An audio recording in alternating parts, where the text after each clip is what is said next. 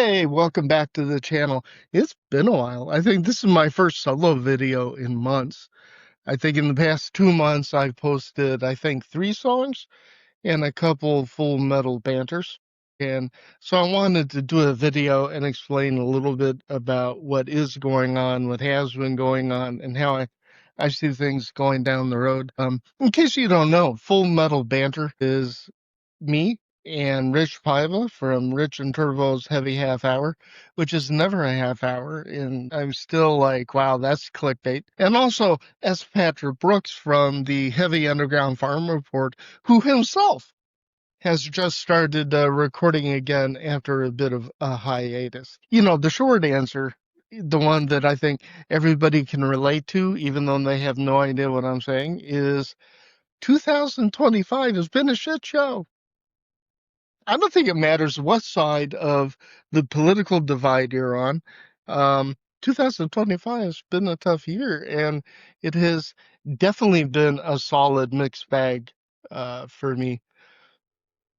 You know, 2025, um, and I'm proud of this stuff. Like, I got monetized back in April, and I want to let you know what that means.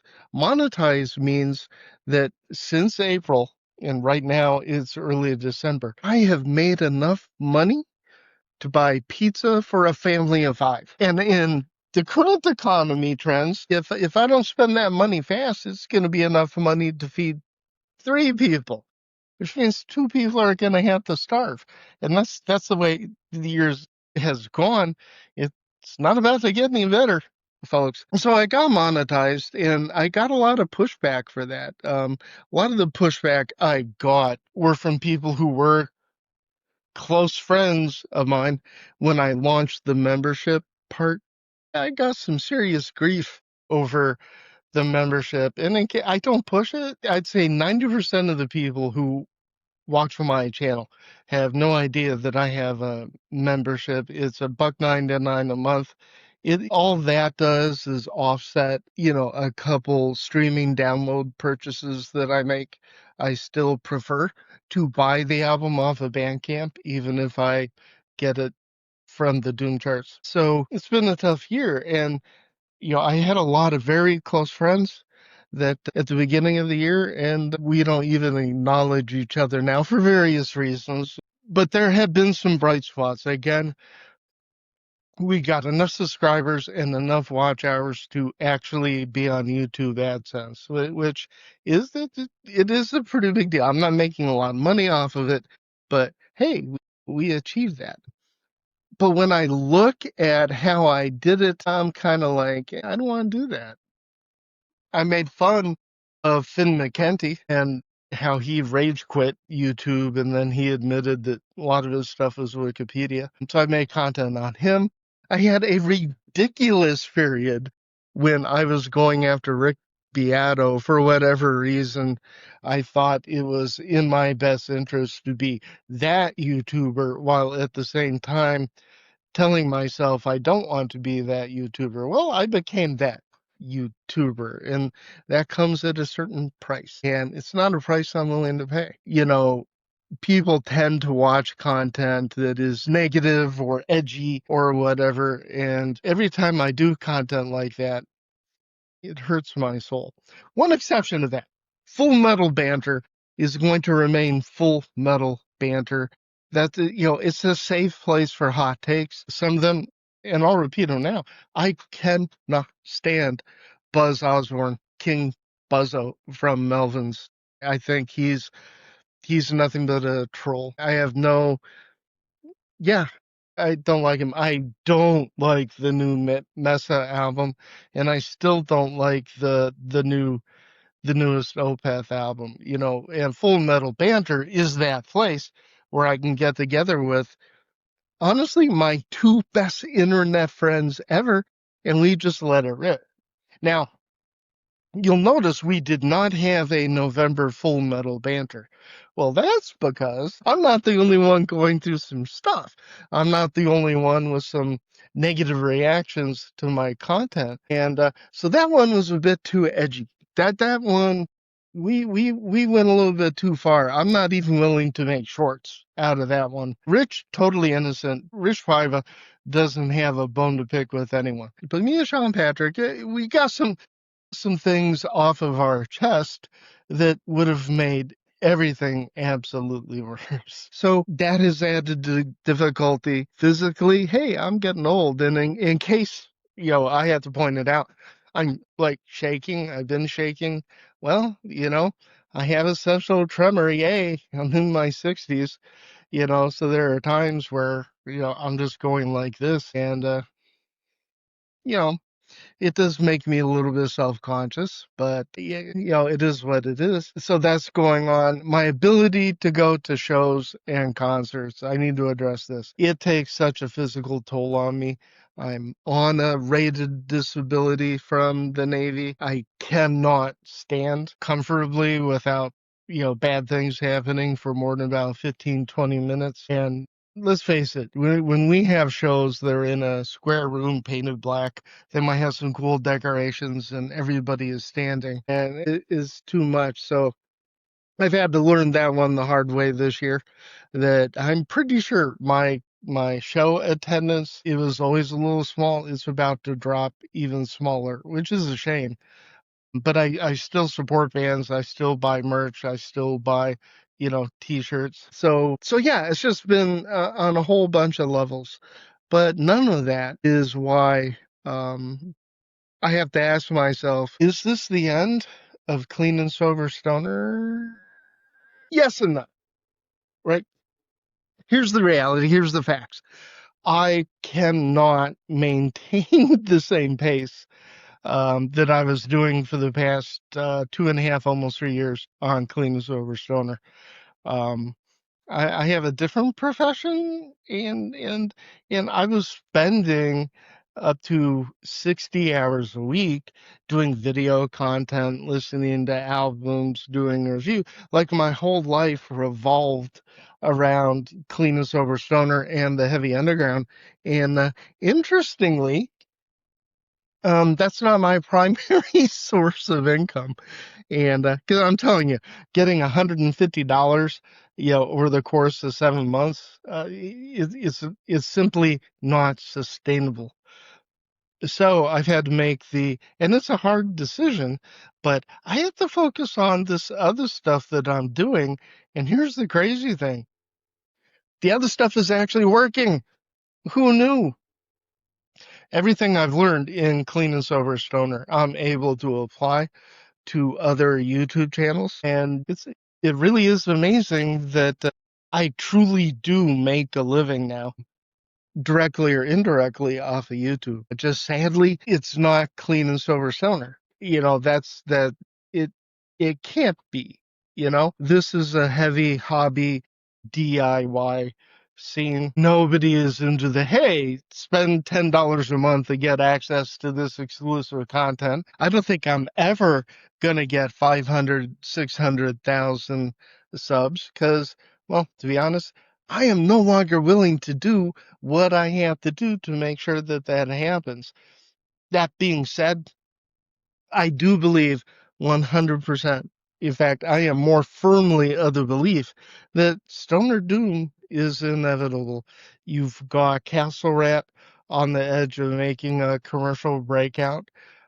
You've got Mesa, even though not my favorite album of theirs, but they have definitely crossed over and have more success. I think there's other bands such as Tooth, and yeah, I think most of them are female, right?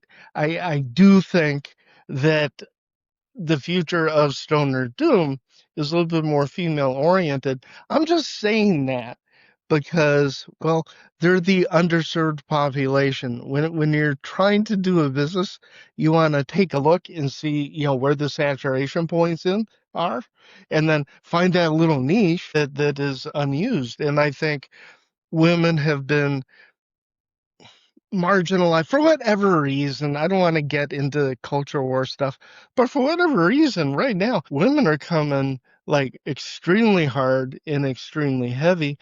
And that's where our audience is growing. Even as Patrick Brooks had to admit in a little thing that, wow, he is seeing a lot more women at shows. Of course, there are other bands like Black Moon Cult, I think could really make that next move. Howling Giant, I think, is literally a sleeping giant. I think Howling Giant is poised to go on national tour. Other bands that I think are capable of doing it would be, Abrams, who I got to interview a while ago. So I'm very optimistic about the scene, but I'm also a little bit realistic. I'm not the guy.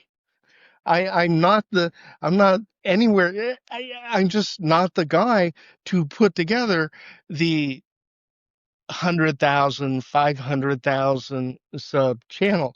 I'm old. Nobody wants to, I'm a boomer. I make fun of it all the time. I'm not the guy. So I'm hopeful that somebody younger, somebody smarter, somebody better looking, somebody with more time. I do think that there is a way to make this a sustainable scene. It just has to be the right people. And let's be honest, I'm not it. I'm glad to do what I can, but I'm not it. So is this the end of Clean and Sober Stoner? Yeah, like it doesn't mean it's dying, it doesn't mean it's going away, but whatever form this took over the past 3 years, I simply can't do it at the same level.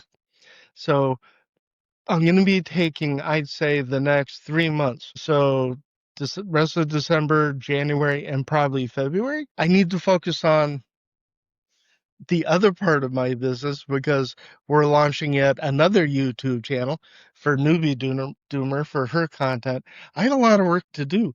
I have a lot of plans and they're starting to work. So Clean and Sober Stoner isn't dying because I have a beef with a couple bands and a record label. They're not that consequential. I don't even have time to submit a monthly list to Doom charts. This is no exaggeration. A year and, for the past 2 years, 2.5 years, dudes, I've been listening to like 5 or more albums per day. That takes time. And then writing the reviews. Right now, I'm lucky if I have time to listen to 5 to 10 albums a month. And it's not because I think the music, if anything, is actually better than it was even 3 years ago. Is just I have to, I'm 62 years old. Good God, yes, I am. I'm 62 years old and I have to make adult decisions. Or, like Buster says, it's not everything is going to be okay. And there really is no one. Anyway, I just have to make decisions. So 3 years ago, Newbie Doomer said, hey, what if you took 3 months and focus on Clean and Sober Stoner? It's not her fault that turned into 3 years. So I just need to take 2, 3, maybe more months, get my head put on straight, get my actual business running. And I have every reason to think that once things get clicking on that, it's very time intensive. Then I'll have time to do what I truly love, which is Stoner Doom. I love almost everything about the scene. Here's the problem. I fell in love, and it's like you're in a new relationship. Well, eventually they're going to wake up in the morning and they're going to burp or they're going to fart or there's going to be something. I'm going to leave the seed up. So, the scene isn't perfect. It definitely isn't rainbows and unicorns. That there's some divisions happening in the scene. There's some drama happening in the scene. None of that is why I'm backing off, right? In the meantime, there are bands that, I want to keep going with Clean and Sober Stoner because I think Azel, I think the Oil Barons, I think Low Forest. I feel like these are bands that are being overlooked because we still get like 200, 300 submissions a month on Doom charts. I just can't keep up with it anymore. So I'm going to take a little bit of time, not off, but I'm just going to go, back down into first gear, do enough content to keep the channel going. and focus on my adult responsibilities like paying my bills, paying my taxes, and contributing to the family. So, so yeah, in a way, this is the death of clean and sober stoner, but it's more like the tarot card death. It doesn't actually mean you're going to die. It just means you're gonna do a change. You're gonna change from one phase to another. And that's what I need to do on Clean and Sober Stoner. Thank you for watching all the way to the end. Thank you for your support over the past 3 years. It means the world to me. Thank you to the people that still subscribe to the channel, even though I don't have a lot of content. If you're in a band and you notice I have not covered you, I haven't mentioned you, you do have my apology. I'm sorry. I simply am not in a state where I can do that. To my fellow Doom charters, I'm going to try to get in, submissions every month. I can't guarantee it. And I think they know. I think they understand. So thank you for everything. Thank you for proving that a Stoner Doom channel can get monetized on YouTube. And it's time for someone younger, smarter, better looking, and more knowledgeable than me to step up and take whatever, whatever has happened here, take it to the next level. The only thing I know for certain is that's probably not going to be me. And that's okay. That's okay. It's a young person's world. So enjoy it. Until next time, see you later.